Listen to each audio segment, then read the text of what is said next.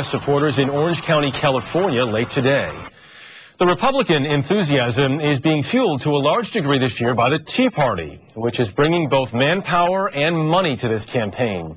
Who are the Tea Party's donors? Cheryl Atkinson tonight follows the money.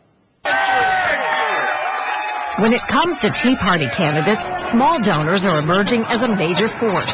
Their contributions, $200 or less, are arriving in mass numbers. The small donor trend for Tea Partiers is unprecedented. Those small donors are helping candidates pay for anti-establishment ads like this. This is a ruler source.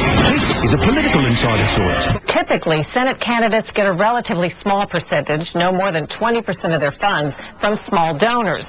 But just look at some of the latest numbers available for some Tea Party favorites.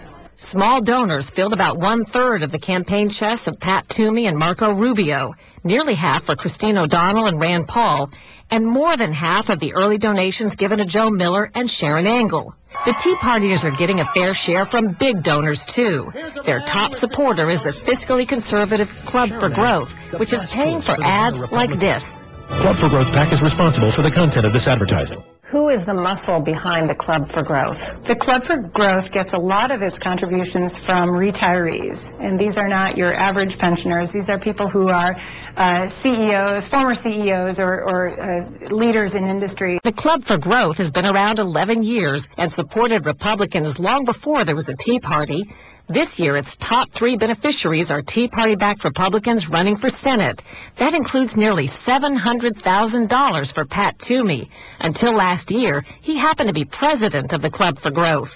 But if it's small donors who are setting apart these midterms, it's not exclusive to the Tea Party. Senator Russ Feingold, a Democrat, has raised 42% from people giving $200 or less. His opponent? A Tea Party-backed candidate named Ron Johnson, who's become his own big donor. He's injected $4.4 million of his own fortune into his campaign. Cheryl Atkinson, CBS News, Washington.